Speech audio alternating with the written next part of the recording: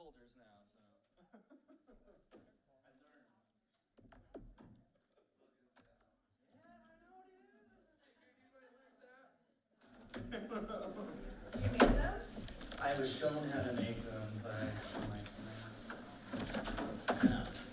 And so I was just like, I know, we use a model here.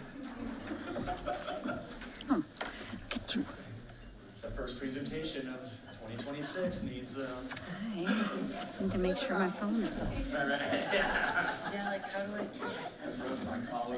Mine was up here, but And I was sitting in the house and couldn't do anything, and started cutting fabric and everything, Nice. sitting there all alone, make sure I'm off. If I say you're off, I'm off. All right, well, I have 6 o'clock. Want to get started with airport board update. What are we doing that? The man needs no introduction. Okay. Zach Pat. Hi, I'm Zach Pat, Airport Board, or Airport Manager. It says board. You guys just selected a new board member, however. This county's still selecting 2 more for that board position. It's still open too, by the way. So I'm here to talk about the airport. And I'm sure you guys are probably gonna have a few questions afterwards. I went ahead and just had them pull up Google Maps because it has our new taxiway that we just constructed this last year already on that. So as you guys can see, this whole area here didn't exist before, and we just got 2,000 feet of new taxiway, and this is where our new fuel farm is going to go when that's complete. So in 2025, we held our air show. We do that every 2 years, just to get the community out involved at the facility and show them what our airport is and who we are, where we are, and also just get people excited about aviation. That went over really well. We estimated 2,000 to 3,000 people came out throughout the day for that event. So that was really fun. As I just talked about, Taxiway Alpha Extension is finished. We finished that about the 12th of December. Great project. That one ended up being about a $2.2 million project. The city and county portion of that was about $67,000. The rest was FAA, AIP, BIL grant entitlements, as well as CDOT grant that we got for that project. The fuel farm project is underway. We were able to couple the fuel farm with the Taxiway Alpha project to get at least all the ramp space paved and concrete poured while they were on site doing all the other paving. All the other equipment has been ordered and is being built, and they're going to come back. They said when it stops snowing, so they're going to come back in the spring and pour the concrete for that and finish the fuel farm project coming this spring. So that's going to be another huge project for our airport. As some of you guys know and some don't, those tanks that were installed were below ground tanks that were past their service life, and so we wanted to get those replaced before there was a leak or we had to do anything with oil and public safety in that. Any questions on those projects? Hi. I remember, last year you were talking about the grants and how the taxiway would cost so much, and you had some FAA grants, and we were paying some, and the county was paying some. So did you use all of that money? And if so, can you didn't use all that, can it be used for something else? We pretty much used all of that. Anything that's left over in the FAA's grants, the AIP grants, or the BIL grants, can be rolled over to future years' projects. So the reason why we had enough money this year to do our taxiway was we got our $600,000 of entitlements. We had just over $300,000 of rollover from our last entitlement year that came to this year, and then we had the state's grants with that, plus our BIL grants also. So yes, we can use them for future projects, but possibly not this year. Our FAA entitlements, we used every penny of those, and since the state gave us another $500,000 of overmatch because they knew we were short on the project cost, we used most of that. Now, when it came time to finalize the project, since there was money left over in the state's discretionary grant portion, we were able to get them to go ahead and pay for a restriping of our entire airfield rather than just the new paint lines on the new taxiway. Okay, So they chipped in, it was an extra $60,000 to go ahead and paint the whole airport while they were on site with the paint crews. So we can kind of do stuff like that as long as it's an eligible project.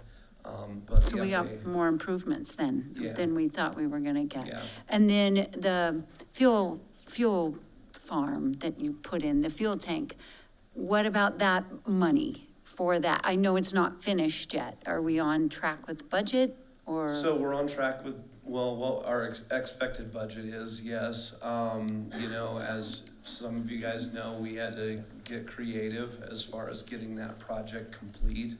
When we put it out to bid, it came in way over budget. We were able to directly connect with a company who builds fuel farms, and they gave us a bid that was millions less than what we had got for bids. So that brought us back into scope and our plan there. As far as money paying for that, we got a $1 million DOLA grant to help with that project. The state gave us a $450,000 discretionary grant, as well as our local matches from the county and the city to finish that project. That's But great. right now, we're looking on track with what we expected and what we budgeted. Okay, that's great, thank you. And how did the old tanks look when they were uncovered? So they are not uncovered. Oh, they're not uncovered. They're still in use. They're Oh, still yeah. active. We do tank monitoring. We have a cathodic protection on the system, as well as below-ground tank monitoring that I get receipts essentially daily from the amount of fuel volume. And I compare those to what we sold and give a leak report from those on a daily basis. So those we're gonna keep in operation until the new system's commissioned and active. And then once the new system's activated, we'll decommission the old tanks. And then at a future date, we'll have to probably remove the tanks and mitigate anything around those. Okay, But we're gonna keep them going until we get the new one online. all right, so it'd be like a significant overlap there. Yeah.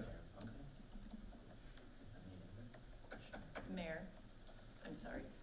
Ben Gillings online has a question for Zach. For sure. Hey, Zach, can you hear me okay? Yeah, Okay, great. Hey, thanks for all the hard work that you and the team have done out at the airport. You've done a lot of great capital projects there, and it sounds like you've done a great job of managing your budget. When will we have an idea of the capital ask coming from the airport for this year? for 2026. The- Yes. The moment has passed. Zach won't be bringing us any capital requests because the Okay. 2026 budget's already been approved by council. Thank you, Kristen. Yeah, I submitted everything with our budgets a while, like a long time ago. And we pretty much were taking off 2026 pretty much from any capital projects because the fuel farm was such an extensive expense.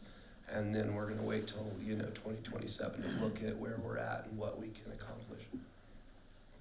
That sounds great. Thanks for all your hard work. Am I correct in thinking it's about like every 3 or 4 years, we pay for something with the airport because we're in an IGA with the county and, is that right? It's something like that? So Yeah, I might be misremembering. I can answer that. So you are in an intergovernmental agreement with Chaffey County to run the airport. Every year you guys contribute to my operating budget, albeit that changes depending on the capital improvements. The reason for the 4 years of larger investments is because every 4 years we get our federal AIP grants. Okay, And so when we get those grants, usually we plan for a big project every 4 years. And that's kind of why we got such an increase in capital projects this year, is because of all these things that have come up. thank you. And the removal of the old tanks and any like environmental mitigation is not part of this current project, correct? No. Okay. No, and estimates are all over the board on what that's gonna cost. It just depends on if they find fuel around the tanks when they remove them. Some organizations have said you can have the possibility or the ability to bury them in place. You fill the tanks with something, pump out all the fuel, fill them up, and then just bury them and make them obsolete. That's usually cheaper than removing them. However, a lot of states have started to require old tanks be removed just so there's no chance that there's any leak or spill. Is that where we are? Colorado? I'm not sure yet. Okay, We're gonna dive into those weeds as soon as we get this new one on and we decommission the old one. sure, yeah. So, How old are the old tanks? How long have they been in use? Between 74 and 76 is when my records show that they were installed. Usually the single wall steel below ground tanks have a 30-year life. We're quite a bit beyond that 30-year life, so. Any other questions? Questions on that? Okay, next item. We have 5 hangars currently under construction right now. We have 3 over by the city's water tank that are going in that are 50 feet by 60 foot deep. It's gonna be one structure with 3 doors on it, so there's 3 hangars all as one. And we also have 2 60 by 60 hangars going in on this far end over here. Same thing, it's gonna be one structure that's 132 feet wide by 60 feet deep. The reason why we ended up doing that, and I was able to convince the builders to kind of join forces, is we didn't have any land left. And when the building code and fire code requires setbacks between every structure, if they could build together as one, you weren't required to have that 50 feet between every structure, which eats up a ton of land. So they were willing to join forces and do 2 together there, and then 3 over here by this water tower, which was really great to help, use what we had at the time. Hangars with letters of intent. As you guys see now that we have that new taxiway and there's a little line of trees over there on the east side, that whole field over there is set for future hangar growth and development. So right now we have letters of intent for 52 more hangars now that this taxiway is done. A lot of them want to start building today if they could. 52. Wow. So right now we have 29 total hangars at the field. We have 5 under construction and potentially could have another 52 more.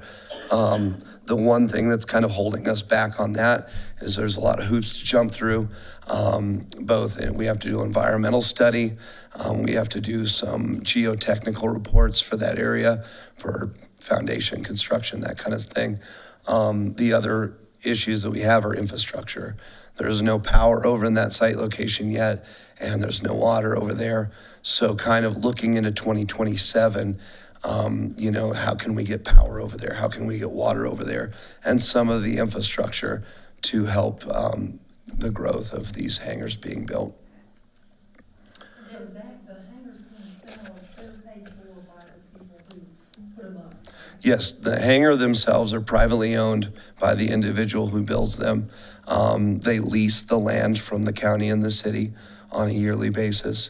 The lease is a 20-year land lease with a 20-year renewal after that. So it's a 40-year land lease. But they own the building, we own the land. And we also own the utilities? They pay for their own power in that. A lot of times, so we have to get power over there in the transformers, and then they pay to get it from the transformer to their hangar, and then they pay their own electric bill. Same thing with all the other, water. Septic and sewer are septic holding tanks. So if you have a bathroom, you put it in a holding tank, and then you pump it when it gets full. There's no leach fields or anything out there for that. So you're seeing a demand right now for 52 hangars. Do you think that's gonna, I don't know, I just think about the environmental impacts of having that many additional ones. And So that's how many people have letters of intent to build hangars.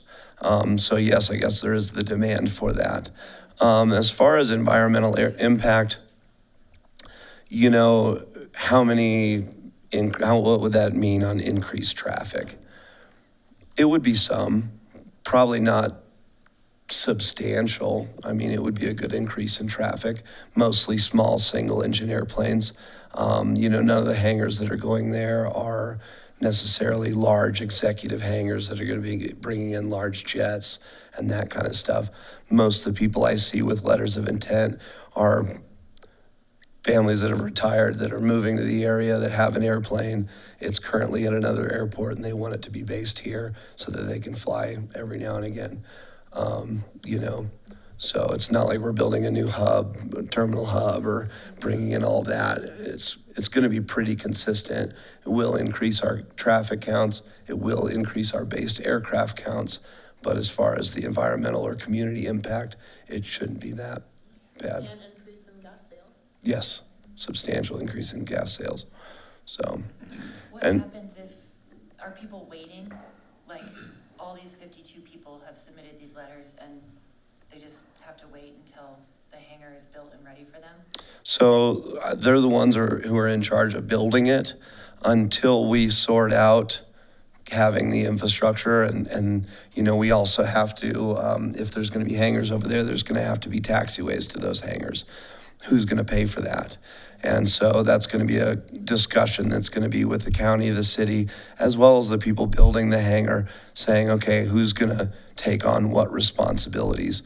A lot of times the taxiways we own, and we maintain, and we can't lease land unless there's a taxiway to the land to be leased. So I think it's going to be a combination of investment from the hangar builders as well as the county and city kind of joining together to get that infrastructure in so that hangars can be built. And until we really nail down what that means, we're not signing any land leases in the new area yet. Sorry. Zach, on the 50 feet requirement between the hangars, is that an FAA thing? Is that current? Is it about to change? So that's the National Fire Protection Agency, NFPA 409 on aircraft hangars, their requirements there. What we have been in pretty extensive discussion about is changing our minimum construction standards to require a 3-hour firewall on adjacent walls from hangar to hangar. If we require that in the beginning, we can get that set back down to 10 feet rather than 50 feet. And so that's going to be one of the things we're working on this, this winter and into the spring, is really dialing in our guiding documents, our rules and regulations, our minimum construction standards, so that when somebody wants to build in that future area, we can hand them a packet and say, this is what's expected of you. You're going to be required a 3-hour firewall, so that now we're down to a 10-foot setback, not 50 feet. That sounds awesome. So we're trying to nail that down too.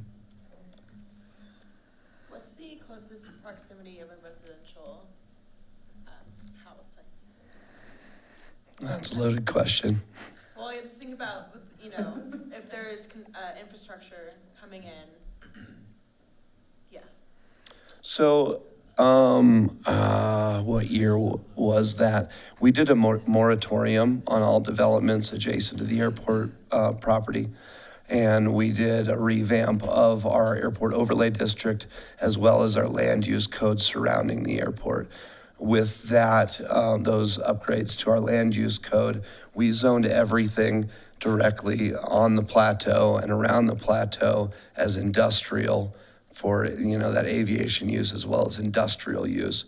Now we kind of use the terrain as our barricade, so it drops off 200, 300 feet on the north side.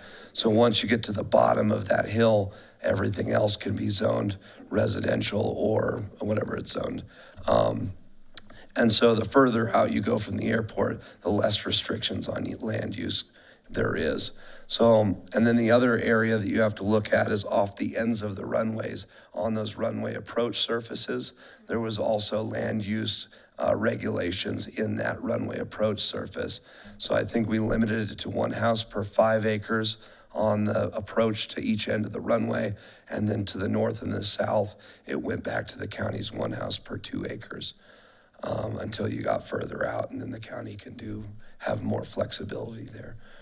But, I mean, that's kind of when we did the land use code. You obviously don't want like an amphitheater or a school off the end of the runway or certain things like that. But every house off the end of the runway where you're coming in and landing and you're going to be subject to that aircraft noise, we limited it to one house per 5 acres. That kind of answers your question, but not really. It kind of does, like that's forward thinking, but what about like currently? Do you know if like there are houses that are like by the airport? Oh, there are a lot of houses by and around the airport.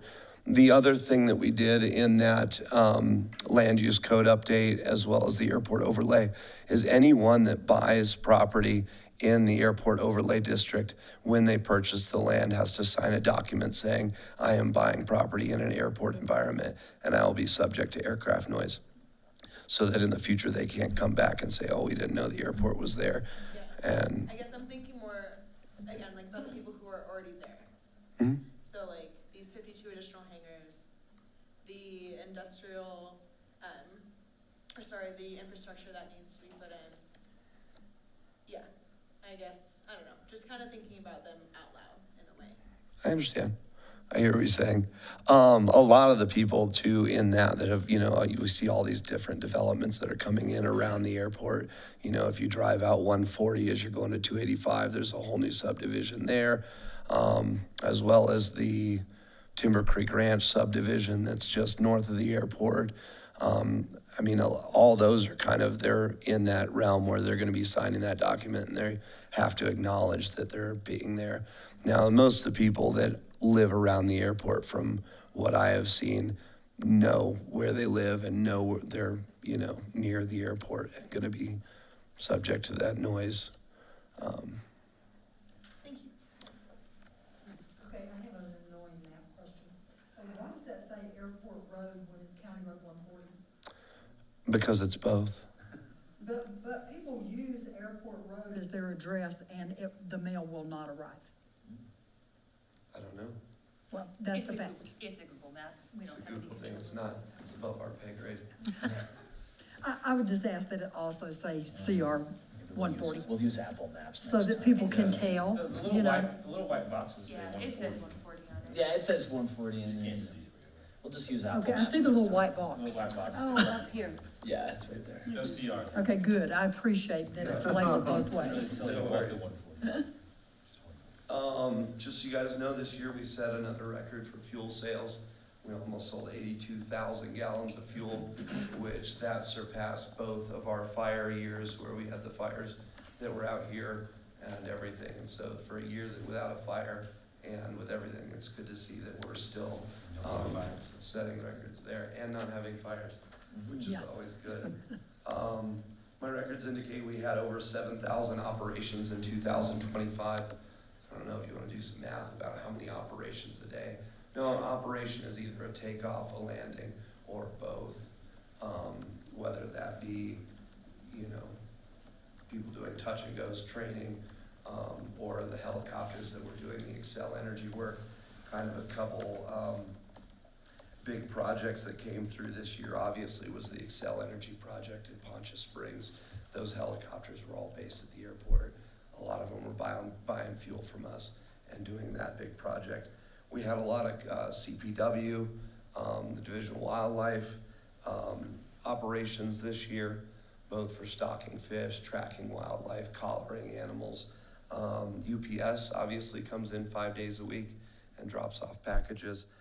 Department of Energy does all the tower maintenance on all the towers on the mountains around us, as well as service calls and power line inspections.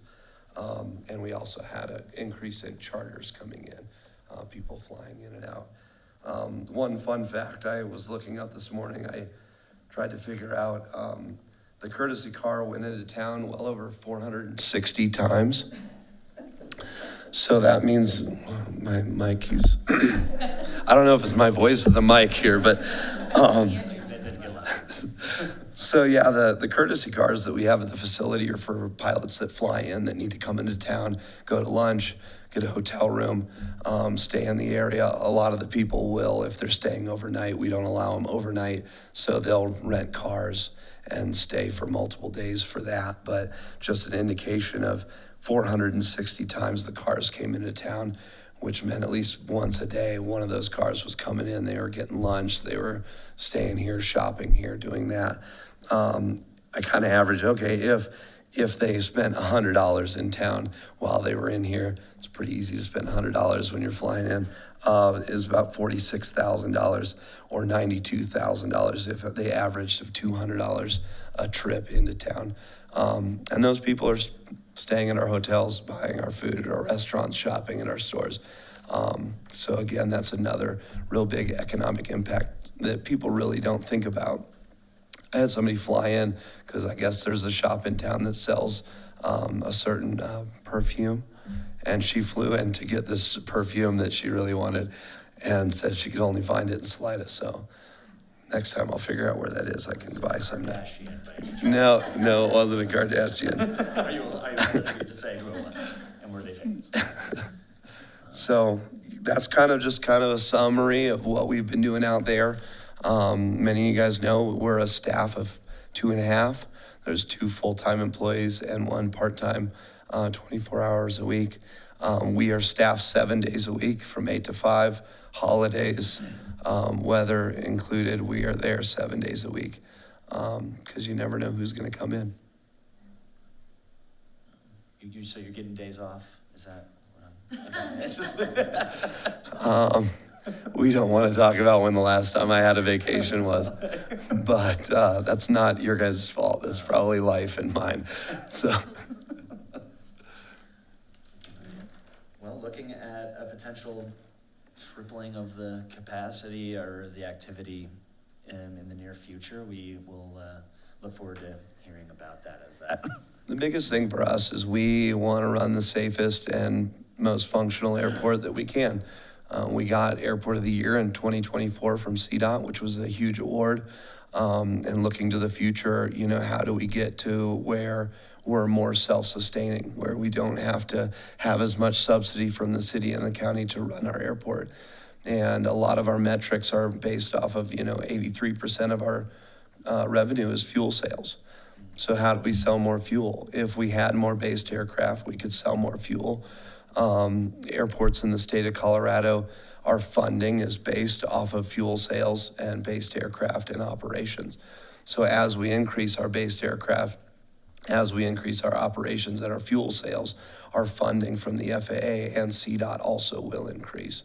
So, it's a fine balance of, we want sustainable growth, we want healthy growth, and we want to do the growth as best as we possibly can. And also, we are not trying to become the next Aspen. I don't care who says that. We are just trying to sustainably grow and cater to the people who have a need, who live here, who fly, who want to fly out of here, and continue to use our facility. Awesome. Well, thank you, Zach. Thank you. One of these days you'll get a vacation. I Yeah, feel it. sure. All right. Moving on, we have Economic Development Corporation update. Yeah, and while you all are listening and talking with Deborah, we are moving into a time of writing out our agreements and our MOUs, and we have never had one with the EDC. And it's been a great relationship, nothing's wrong with it.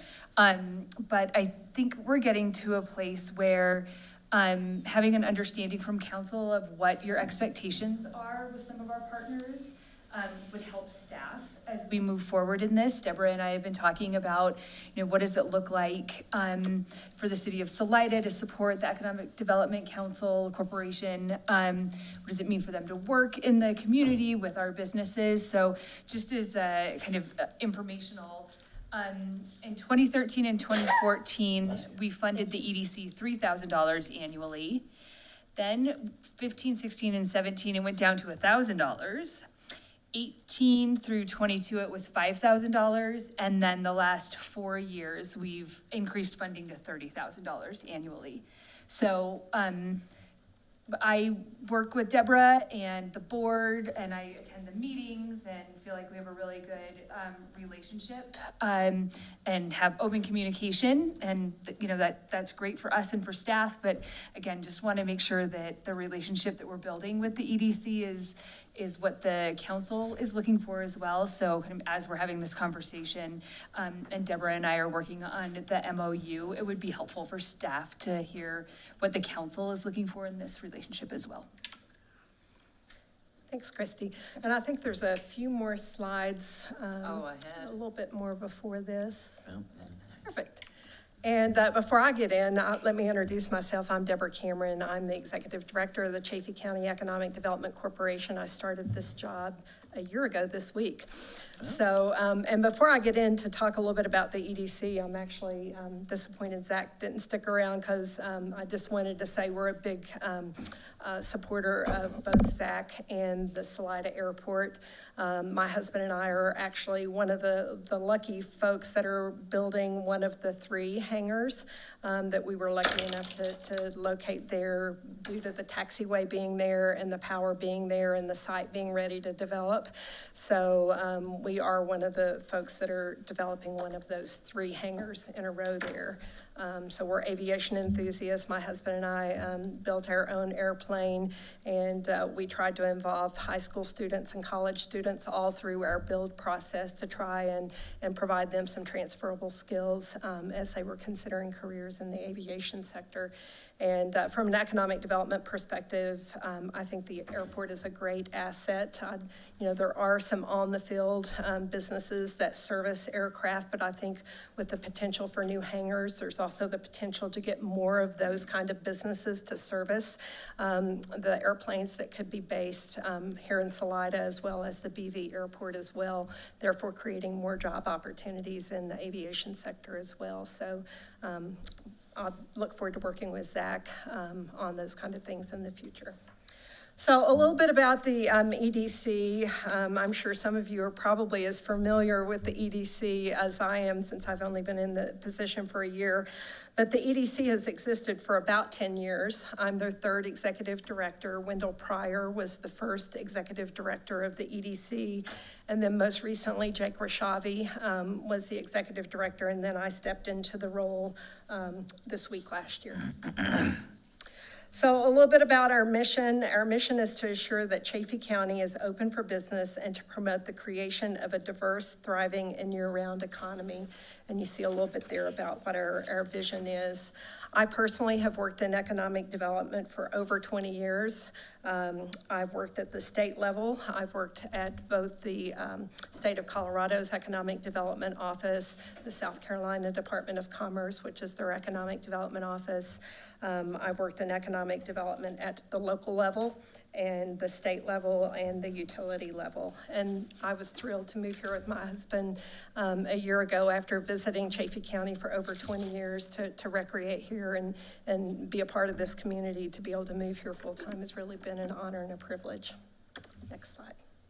So I want to spend my time this afternoon talking about our strategic priorities. These do shift a little bit from year to year, but this is what we're really focused on most of the time. First and foremost is supporting business creation, attraction, and retention. So think jobs, jobs, jobs.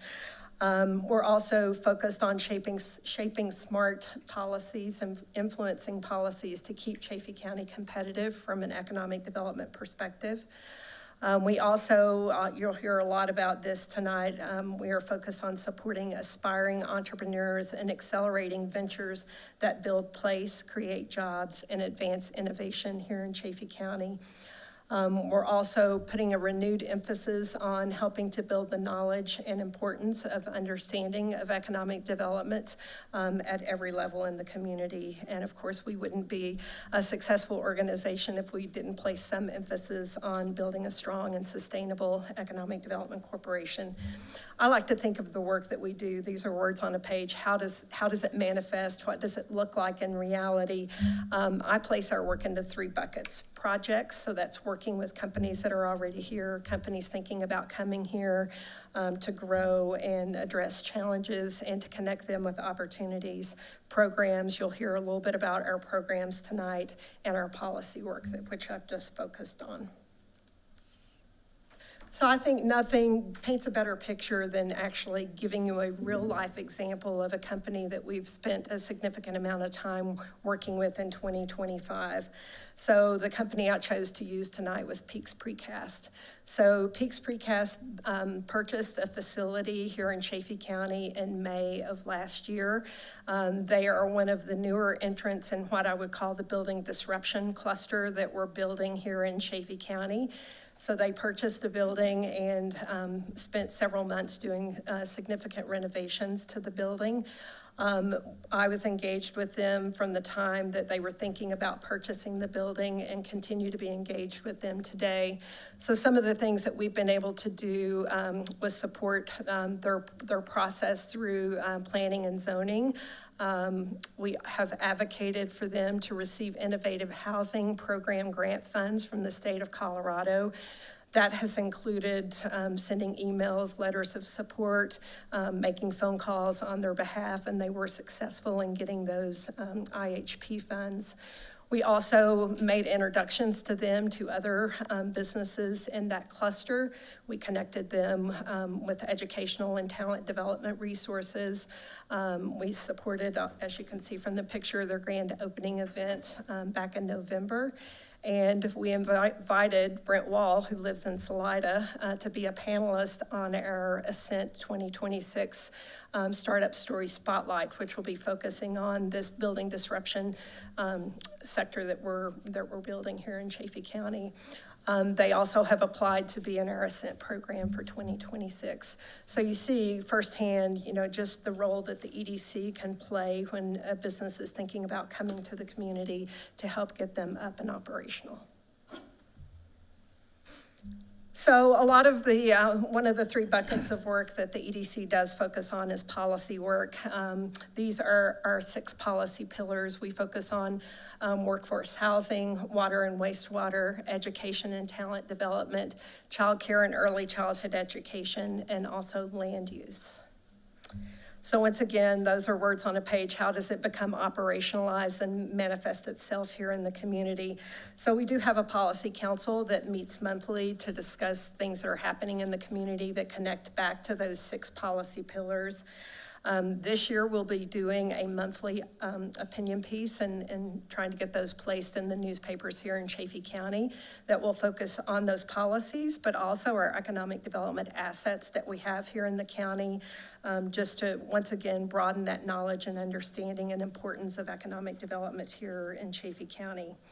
We also will host a number of events every year. We call these our Insights events, and they're primarily focused around some of those policy areas, but we'll invite subject matter experts and speakers and put panels together around those policy topics. The example that you see listed up here is we did have Rich Wilbekind from the University of Colorado Leeds School of Business in the community last year to do an economic update on Chaffee County and what was happening in Colorado at the time. We also actively collaborate with elected officials and staffs of both the county and the towns here in Chaffee County. And we do a lot of monitoring of both state and local issues as it relates to economic development. And now one of our program areas that we're very proud of, and that's the Ascent program. And this is where most of the funds that Salida supports us with goes to. And we did get a DOLA grant that required local matches from the communities here in the county as well as the county. And that's what we've been placing the Salida dollars to support. So this year, later in January, we'll be announcing our 5th cohort for what we call the Ascent Accelerator Program. This year, for the program, we did receive 29 applications for the cohort. That is a new record.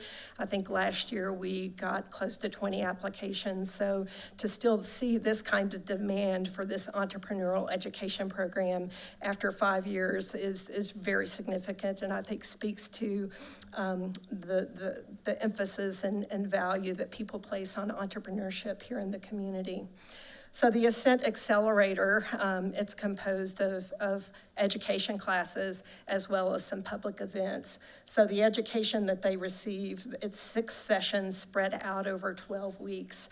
And so they're getting close to 30 hours of education around topics about what it means to start and operate a business here in Chaffey County as well as the state of Colorado.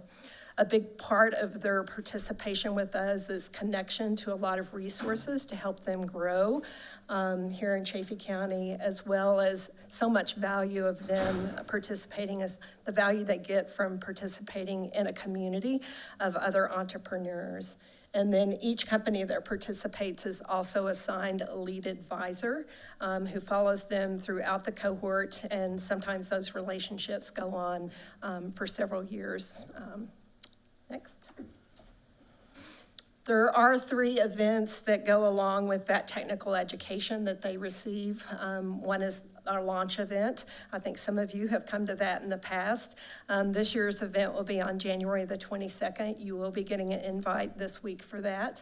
We always have it at the steam plant here in Salida, and it draws close to 200 people who are coming out to cheer on the new class and cohort of entrepreneurs. Then later in March, we have what we call Powder Pitch. This takes place up at Monarch, where we invite advisors that support this program from across the state to come into the community, and then they participate in advising sessions with this year's cohorts and some folks that come back from previous cohorts to participate in that 2-day event. And then we'll wrap it up in late April or early May with what we call Demo Day. This also takes place at the steam plant, where we curate the audience to be investors, people that are able to help the entrepreneur get to their next stage that they want to get to with their business. So then we also have the Archangels, and this is really a unique asset for Chaffey County. And the role that the EDC plays with the Archangels is we convene them in bi-monthly meetings here in Salida. So who are the Archangels? So the Archangels are a local network that's of angel investors who live here in Chaffey County or have close ties to Chaffey County. They are very successful business founders, and they're united by a shared vision to support startup growth and job creation in Chaffey County. So their primary focus is making capital investments in these startup companies to help them reach their next level of growth. However, I'm very proud to say that the Archangels, they're deeply committed community members who are also interested in making philanthropic investments. So I'm going to give you a couple of examples of things that they've invested in, both on the for-profit side and nonprofit side over the last year. So I think some of you are familiar with the Flour Mill project, the housing project that's been trying to get off the ground here in Salida. They were having a financial gap, and a couple of our Archangels stepped in and is helping to provide some financing to close that financial gap to get this project off the ground. They've also made investments in VeroTouch and also Skyview Tents over the last year. And a couple of nonprofit or philanthropic organizations that they've supported has been the Salida Montessori School and the Boys and Girls Club, both here in Salida and the one in Buena Vista. So they make those philanthropic investments in alignment with the EDC's policy pillars. And of course, with the Montessori School and the Boys and Girls Club, these are organizations that are developing our future talent pipeline. So the Archangels are very interested in supporting that kind of activity. Next. Remote worker meetups. This may not even be on your radar, but I think folks know that since the pandemic, there's a large number of remote workers here in Chaffey County. And, you know, they brought a job with them and disposable income to spend here in our community. So many of these remote workers are innovators, and we really want to leverage their talents and time to help Chaffey County. So we host a monthly gathering for these remote workers where we try to connect them into events that are happening in the community. We try to connect them to nonprofits here in the community that they can spend time supporting and helping, and both with their time and talents, but also their resources. And so we do this monthly. A lot of these folks are innovators, and they may, want to start businesses here in Chaffey County at some point in the future. So we think it's important to help connect them here in their community while they're working here. Who are the EDC's board of directors? Now, this changes every year or two, but here you see the list of folks who are on our board of directors. If they're in bold, they serve on our executive committee, and you'll see at the bottom, there's some that are in italics. So we do have ex officio members on our board from each of the towns, the county, and Colorado Mountain College, because we feel it's very important to have that engagement with our organization as well. And so let's talk about how we can work together. So this is the time of the year I spend a lot of my time engaging with elected officials. So I will be reaching out to you in February to schedule a one-on-one meeting. I know some of you are newer on the council, so I want to have a chance to sit down with you and talk about and hear your thoughts about economic development and building on Christy's comment to discuss how you see the EDC and how we might be able to support your goals and visions. As I mentioned, you'll get the invite to our Ascent event on January the 22nd. And then frankly, I want you to consider the EDC to be a resource to you. If you're getting questions from your constituents about economic development, feel free to reach out to me, and I'm happy to chat with you and offer any kind of data that we can that you might be looking for related to economic development. And then we want you to refer businesses to us. Last year, my first year, I met with over 170 individuals. A lot of those were businesses here operating in the county. So feel free to refer businesses directly to the EDC. And we hope that as we launch our Inside events for 2026, that as we begin to host those and announce those, that you'll consider attending. And with that, I'll take questions, but I do want to thank you for your ongoing support, both in the early years of the EDC and especially in the recent years as we've been fortunate enough to receive this DOLA grant, which did need some public matching support. So I wanted to thank you for that and just express our willingness and our interest to come back as often as you'll have us so that we can give you reports. I wish I could tell you today who the Ascent cohort of 2026 will be, but we do like to keep that confidential until the night of the event. But I will share with you that over 50% of the participants this year are from Salida. Oh, that's great. Well, thank you, Deborah. Appreciate that. So anybody on council want to draw up an MOU right now on the spot? Or So I want to draw up the MOU. It's my favorite. on the spot? Yeah, a little anecdotal story here. I was working with Rob and Sarah Gartzman for the Hey Sweetie project, actually. So not Flour Mill, but Hey Sweetie. Yeah. And they did the Ascent program, and I got to sit in, and I was, part of the meetings with the TA, I think is what. Yep, technical assistants, the yes, teachers. Yeah, and meeting with them, it was just really cool to see them getting advice, because they run restaurants, right? But it's different to have a retail, a consumer good product. Yes, yeah, and so it was just so fun, and I just really appreciate what the EDC is doing with that. Helping people who are here, who have these visions of wanting to do maybe a little bit more, something different, and providing that guidance to them through that program, through the Ascent program and everything. So thank you just for all of that. And I also wanted to ask about the Chaffey remote meetups that you guys do. So is there promotion for the events, but not necessarily, I'm hoping, promoting people to move here to work remotely? Do you see the difference? I think, let me see if I'm reframing it and feed it back to you and see so we're not encouraging people to move here and work here. We're really just trying to connect the people that we know are already here to be part of this community. They're here, they're sitting in front of their computer screens all day. You know, get out and be part of the community. And most of the people that we've met with, they want to be part of the community because, you know, they're planning to be here long-term. Yeah, okay, thank you. Thanks. Oh, you go ahead. Okay. I'm looking forward to January 22nd. Went last year and it was wonderful. So looking forward to it again. Great. I will say, I'll give a shout out for the Ascent program this year, the launch event specifically.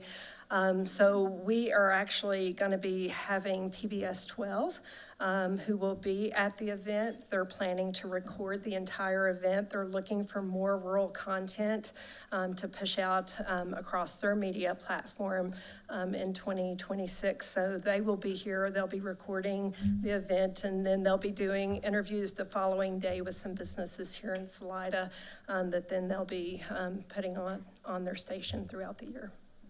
Thank you. What's the number of people you accept for the Ascent program at a time? We normally limit it to about 10. This year we have extended offers to 13. We usually will accept one nonprofit every year. This year we got 4 applications from nonprofits. When we get nonprofit applications, we always screen those with the Community Foundation because they also offer capacity building services for nonprofits, and we don't want to do anything that's going to be, you know, competing or in conflict with them. So we will consult with them when we receive nonprofit applications as well. Hearing also that 50% of this cohort this year is from Salida is very exciting, and I think to me makes me feel very comfortable, like wanting to sign an MOU and getting that started. And 30,000 a year is what we've been doing the last 5 years, and yeah, I think as of right now, I don't want to see why that would want to discontinue. Oh, no, yeah. Yeah, but just saying, like, I think MOU, great idea. You know, I know budgets are the thing, so this is a good thing to invest into, though. Yeah, I think lately it's been more like, help us get through this pandemic somehow. So, yeah, always had a good relationship, and yeah, it sounds like we're looking forward to continuing that. Thank you. Hopefully we'll see you on the 22nd. Thank you, Deborah. Thank you, Deborah. Okay, up next we have Finance Department Overview. My favorite department. Woo woo. No hate on the clerks, of course, but. We have all the money, so I want to hear everyone say that we're the favorite. It is our turn to present today. We have a very small, efficient, hardworking office. I thank my lucky stars every day for the team that we have. I don't know, we just all really hold up our end of the stick, and we all work together, and we get a lot done. Big stick. Yes. She walks Three of around us are with here a lot. today. She walks around with a big stick. Abby Yes. and Krista will help me present tonight. Next slide. I'm going to read this to you. This is our mission. We're proud of what we wrote, so we'll all read together. The Finance Department is committed to building the public trust through sound financial management and innovative and effective guidance and decision-making while protecting the city's assets and ensuring compliance with federal, state, and local laws and regulations. We strive to provide timely, accurate, clear, and concise information to the city's leadership and departments in a friendly, responsive, and transparent manner. Really sums up how we try to do our work every day. Next slide. Basically, the services we provide are general accounting services that you would expect from every company, you know, receivables, payables, payroll, grant accounting, cash and debt management, investing, utility billing, and collections. We also work with you and department heads to prepare the annual budget each year, which I I'm not exaggerating, I think that's one of the most important things city council works on. You know, it does set the direction in the spending plan for the following year. The Finance Committee is also very engaged in that process and works at it in more detail. We also prepare the budget document, which I will show you how to find that later in the presentation. And we also, the budget looks forward into the next year and is a spending plan, whereas the annual audit looks backwards into the year that we just finished, and that is an accurate financial report of past activity. And again, I'll show you where to find those on the website. And we have an audit team that will be here in early March this year. And you will not see the 2025 report until about early June. We also, an important thing to mention is we assist walk-in customers by greeting them in the finance office window. You know, just by nature of where we're located and the way the building is set up, we have that front office, so we end up having to be, you know, the greeter for the whole building. And Abby's very good at that, but I want you to know that is not her full-time duty. She does accounting for us too.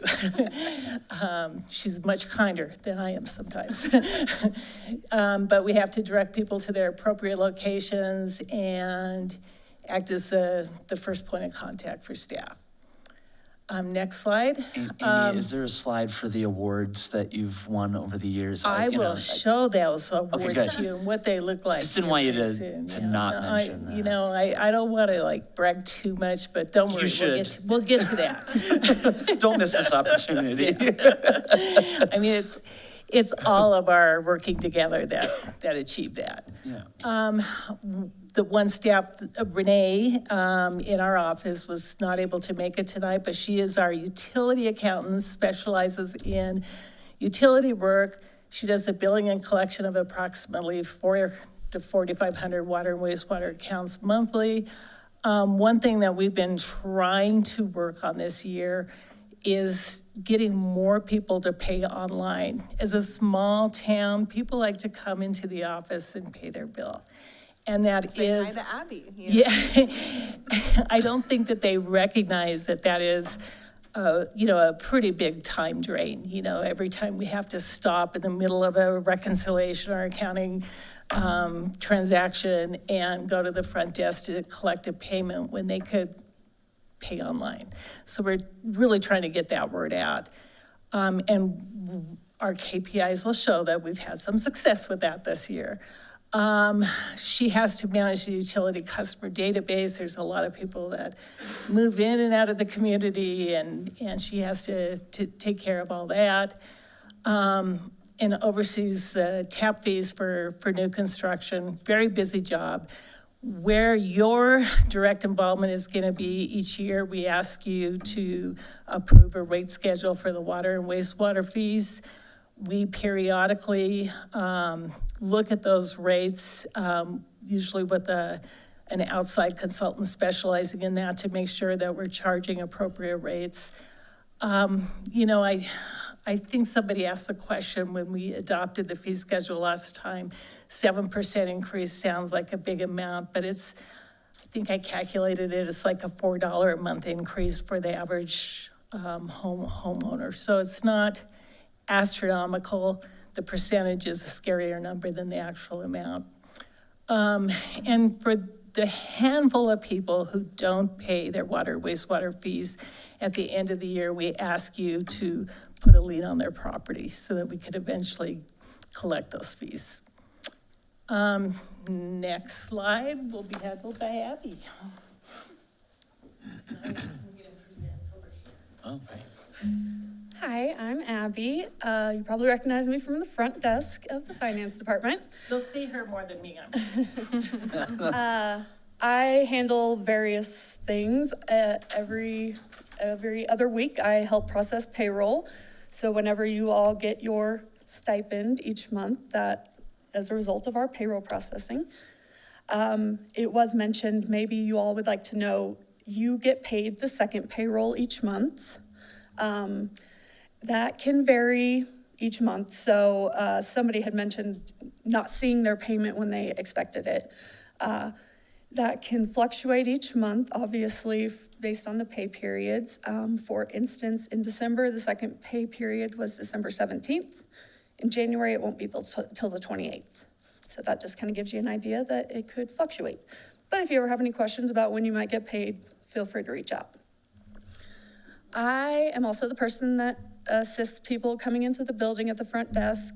I take utility payments, I direct people to other departments, or payments for VIN inspections or tickets. So I serve a lot of people there at the front desk. I also help out with my other team members. I do a little bit of utility billing. I can back up Kristen in accounts payable if that's needed ever. Let's see, I also process all of the mail and the payments that come in. We have a drop box outside. So I process, last year I had about 7,200 checks that came in for utility payments through the box or the mailbox. So that kind of gives you an idea of where my volume comes in there. I also have mail for you all down there if you ever want to stop and pick it up. Or we can bring it to you too. It's very low volume these days, just so you all know. And I think that's a large amount of what I do in the office. Do you feel like you're like treated like the reception because you're like the first window that a lot of people see? You're the first. Sometimes, person, yeah. It's like, where am I going? And Yeah, you're, I like, mean, I do directing have them. to, I have had to figure out where a lot of places are and what they do. And I really try to help people as much as I can, even if that's like kind of outside of my scope. Because, you know, there's not another front-facing desk for them to go ask, so. Okay, thanks, Abby. Hi, I'm Kristen Hussey. I pay the bills, so people are very nice to me.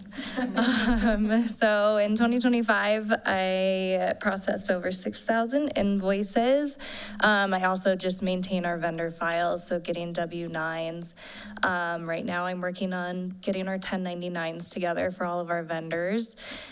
We've got almost, I think, about 85 to send out this year. So, and we do it all in-house. So it takes a bit of time. In January, we get a little busy. I also, just on all of our invoices, am checking on coding that the different departments have put on there. So making sure it makes sense based on whatever they're purchasing, ensuring that we have proper approvals. Something exciting we did in 2025, I think it's exciting. We integrated a new system with Tyler is our ERP system. So we now are able to upload invoices electronically and route them electronically instead of printing out papers and writing on them and scanning them in and emailing them. And it's cut down a lot of inefficiencies, I think. We love it. So it took a while to get that up and running, but we finally have everyone on board and we all are learning. But I think it's going well so far. So some council involvement and kind of what I do there is if you guys go to a conference and need mileage reimbursements or per diem or anything like that, come see me. We have forms for you and I can teach you how to fill it out and what you need to do. Okay, so the next 3 slides are just more bullet points of everything we do, and I'm gonna read them all to you. I'm not gonna do that. You're welcome to read them, but I did star just a couple that I want to emphasize. So maintaining accurate and complete financial records of all the transactions. Like, of course, we do that, we're the finance department, but I think it's important to note that Arts and Culture uses a different system where they get payments. The pool has a different system where they get payments, and our office really consolidates all of that. And so it's a lot of running reports and why don't these numbers match up and how are we reconciling that with the cash in our bank? It's a team effort for sure. We're working with other departments every single day with questions and just things that come up. Compliance with rules, regulations, and policies. Of course, we have accounting guidance we have to follow. And I think that's an important one for our department because we also need to be able to put that stuff in layman's terms and talk to other departments about what does that mean? If I purchase something today, but we got it last year, but we didn't pay for it until today, like what year is that falling into? That's a big question coming up right now. So just explaining that to other departments is a big part of our job too. I won't go through the rest of those. Can you go to the next slide, please? The big one I wanted to emphasize here is the audits. Amy kind of touched on this already, but we do prepare for the audits. And so that's also part of our busy time in the spring. Right now, we're getting ready with year-end closeout. I used to be an auditor, so I love audit time and have a real soft spot for the auditors. We also, talking about our awards, we have gotten an award from the GFOA since 2021 for our audit report. We've gotten it every year since then.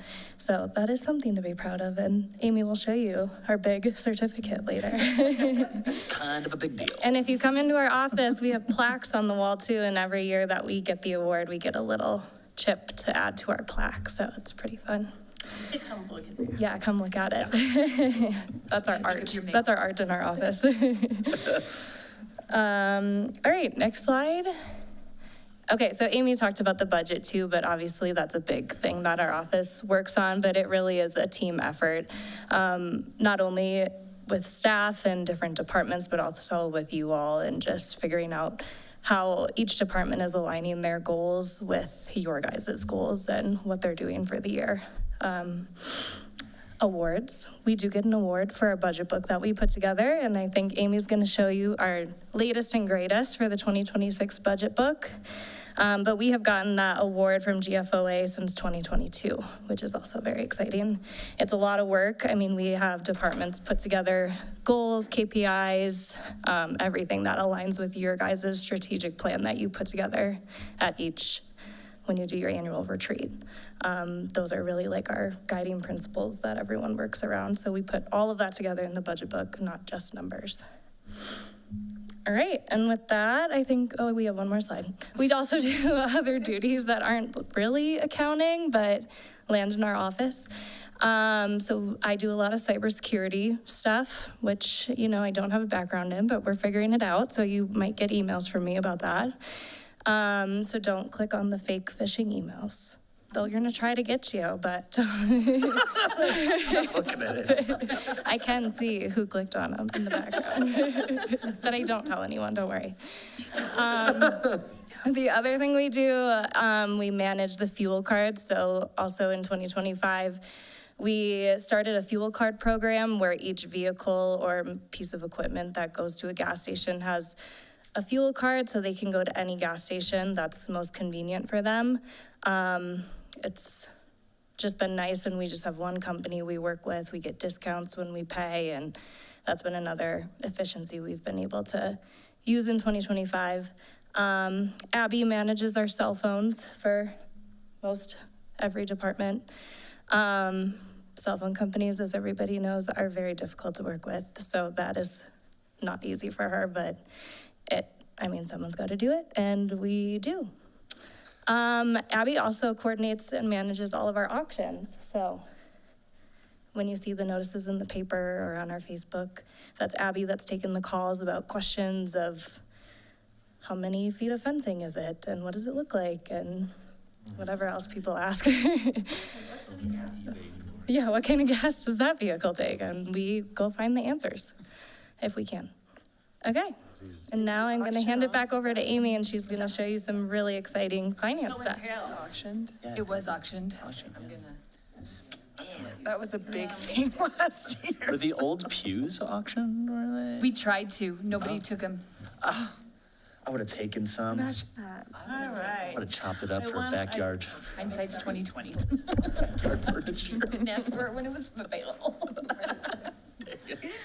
I want to introduce you to our website and the various reports that you can access from the finance department page. If you go to, your government, when you first get to our page and go to departments and then go to finance, this is where you come to.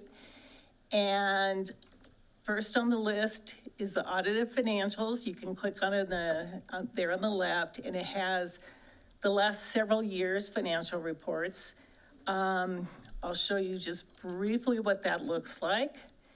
And you will notice that we have a table of contents, and they are bookmarked so that you can jump to whatever page you would like to. And I know, these many pages, 100 and some pages, are a lot to get through. But if you click on just the list of elected and appointed officials, I'm kidding about that. Next year, you'll see your names in there.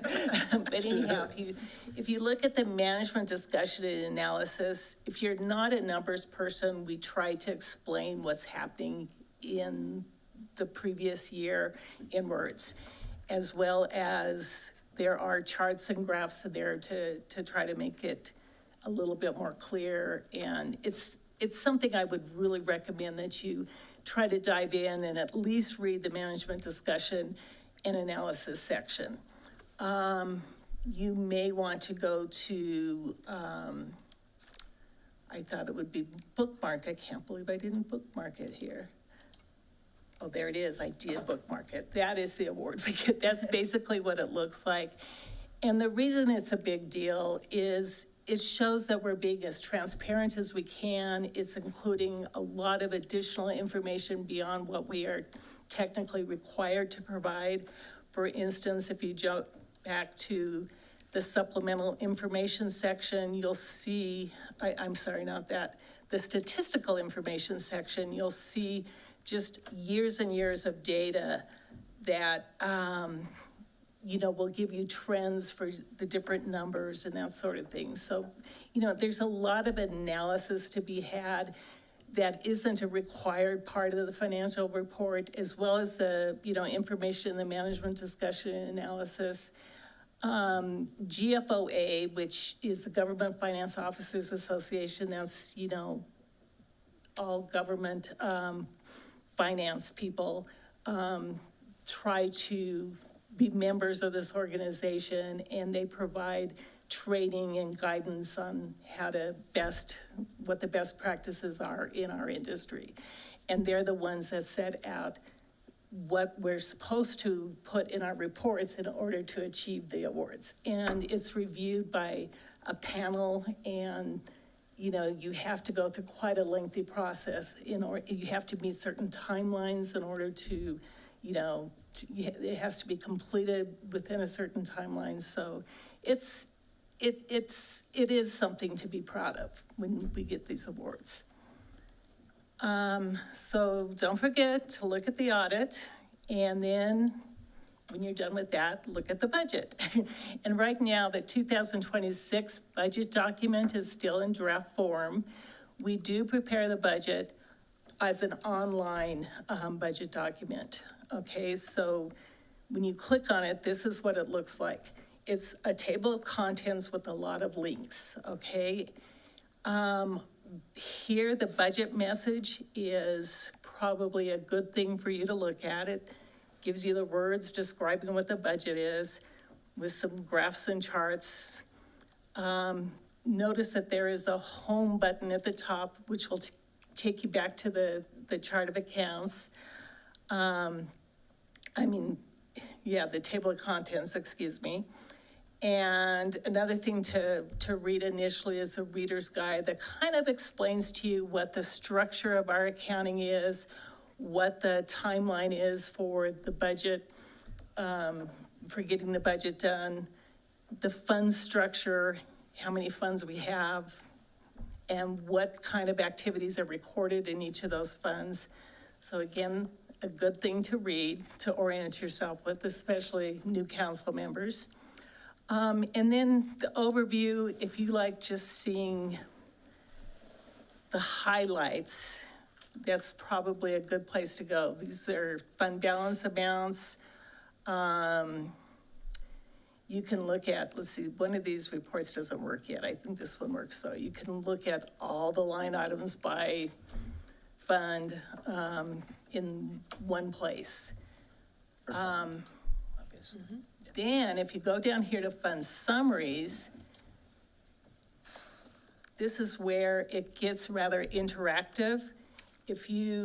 This is the general fund, it gives you a little description on what's recorded in the general fund, what the highlights are for 2026, and then it gives you a series of reports. This is what revenue and expense look like this year, next year, and the previous year.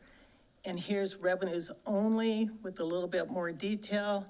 And then if you don't like to look at the graphs, but you like to see the numbers, that is presented here too.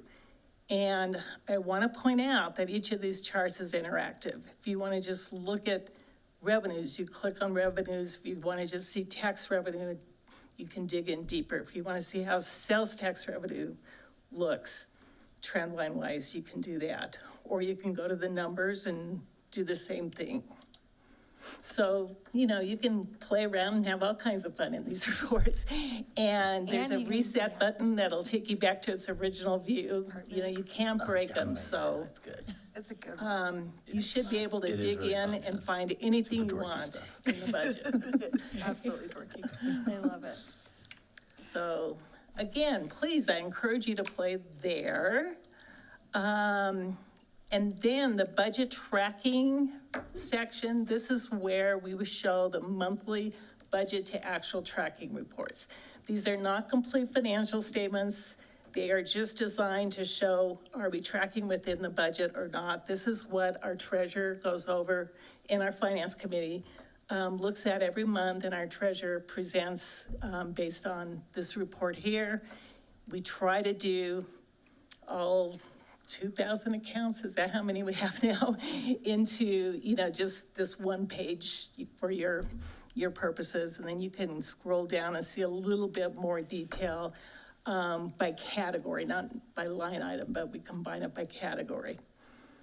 So, and that's available. You will notice that the most recent one is October 2025, and that is because that's the most recent sales tax collection we have. The state collects sales tax for us, so we're a couple months behind on when we receive it. They are right now in the process of collecting December sales tax.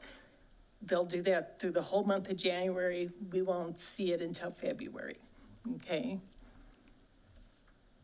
After that, also, there's a monthly report for our sales tax collections. And again, this is something that the treasurer presents to you each month. But it shows what the current month looks like in comparison to 1 year ago. And then it shows what the year-to-date is. And then there's a lot of different presentations of those same numbers. We try to break it down by industry sector and by location where the sales tax was earned. And you can look at it in either a number form or a graph form. And those are available monthly, okay? We do the same thing with our lodging tax revenue. However, since that is collected on a quarterly basis, these reports are only available for each quarter. The third quarter, we will finally have all the numbers for that this month. So you'll see that this month. This is the least effective way to try to analyze what's going on, but we're required by the state to provide a report that lists all the payments that were made. So you can always look at that. You can look at what vendors we paid and how much we paid them each month. And finally, this open Salida is how you can access the same reports that are shown on the budget document. But like there's the budget document. Sorry, that's not. What is the fund structure that accounts are organized within? And it takes you to a report that shows you that. And again, you can click on it and get into deeper and deeper information. You'll notice along the slides, there's various reports that are available to you. And then there are some filtering tips on how you can play around to get to what you need. Some people really enjoy nerding out, so that's why I'm showing that to you.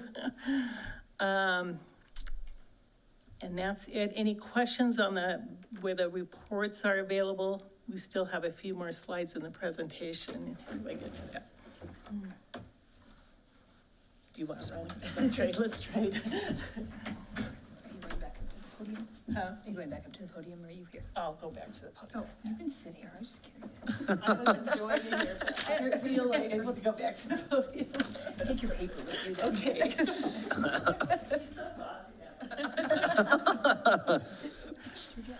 And then the final financial analysis tip, in your packets every month, in your council packets, you will notice that for each action that we ask, for each resolution, there is a council action form. And within that council action form, there's a financial analysis section. And the department heads, we do, we're a small office. We do not negotiate contracts. We do not do purchasing. We're not centralized in those two areas. But we have a really strong legal team that helps with contract negotiations. Of course, Christy's involved in all of them, and department heads do their own. And they also write their own council action forms, but they do seek our assistance to make sure they have the financial section correct. And I will say they usually do. They're very good. But that's something to really pay attention to. We will point out to you if we're asking you to approve something that is not in the budget, or if the amount is different from, what we originally anticipated. Anything that's, you should be aware of, we do try to point it out to you in that format. Next slide. And those are our office's KPIs that we track. I mean, we could bore you to death with numbers here, but I do want to point out that the percentage of utility customers paying bills online has gone from 65% to 72%. And the utility customers receiving bills via email, which saves money, obviously, did not have to send out all those bills, went from 32% to 39%. So we're working always on increasing our efficiency, but at the same time, we're growing. Look at how many more invoices, the first line there, that we had to pay this year versus last year. Those numbers never seem to go down from year to year. Well, maybe the Grant Dollar Award did. But that is, what was the big grants that we received? And those will vary quite a bit. Probably street funds, CDOT, or South Arc, thank you, yeah. That's when they were awarded. Yeah. The two the ongoing revenue sources added 2024, was that parking and was there? I did No. notice that before, because I thought Yeah, someone might yeah. ask that. So I'm just curious. we started charging for the EV stations in 2024, and then there was a new fee for community development meetings. I thought it was maybe the bag fee too. I think that was before. That was before, the yeah. inventory, yeah. Cool, thank you. Any questions for any of us? I'm surprised that the paying bills online and getting bills via email aren't more closely aligned. Are you mailing bills to people who are paying online? You have to be. Sometimes, yeah. It makes no sense to me. Yeah, like how do we stop getting mail bills? Because I do, and I always pay online. So how do we stop that? One of the things that we've been working on is it used to be you had to contact our office. But now, if you, on the home page, if you go to, I think if you're, His utility bill, It says pay, it's a circle in Yeah, the it middle says that says pay utility bills. yeah, Yeah. and that's fairly new. And if I click that, I'll stop getting I'm a mail? local, or yeah, I'm there gonna you stop go. getting bills too. I mean, just in general, but I don't think that'll do it. Not a But bill. look, I believe in the top right. Can you come up to the, sorry, we have the things. Just on the microphone, that's all we need. Yeah, sorry, this one? That'll work, Amy's. And you'll, Here, Abby, here. It's okay, it's okay. Whatever microphone you want. Totally. Sorry. So if you log into your online account, I believe it's in the top right-hand corner, it'll say, Create an online account. like, I have go paperless, and it'll have a link or something for you to click. Love that. And I that's, would log in that's and show new you, as of but last year. Mine's like the employee side, not the Nope, not at all. Yeah. Yeah. I've been trying to just go paperless. I mean, get CML to like stop sending us like giant magazines like every month. Yeah. So I it's, think they finally stopped. yeah, this is great. Love that. So this is really convenient and nice. Thank you. Any other questions from council? Thank you so much. Yes, thank you. Thank you. Just from where we've been in the past to where we are now, thank you, ladies, so much for everything you do. And I don't think there's any detail that you possibly could shine a light on that you aren't already. So thank you. I really want to underscore that. Yes. A great Yeah, mission statement. super transparent, super Yeah, duper transparent. We really do try to be. Award-winningly transparent. Oh, I forgot to show you the second award we get for the budget document. Don't forget to show awards, please. Keep But it showing looks similar them. to the first, only it's To your horn girl. Yeah, yeah. harder to get the budget document award. They really pester you with. Yeah, it's not a time to be modest about that sort of thing, please. So, thank you. Thanks again. Appreciate it. Anything else? That was it.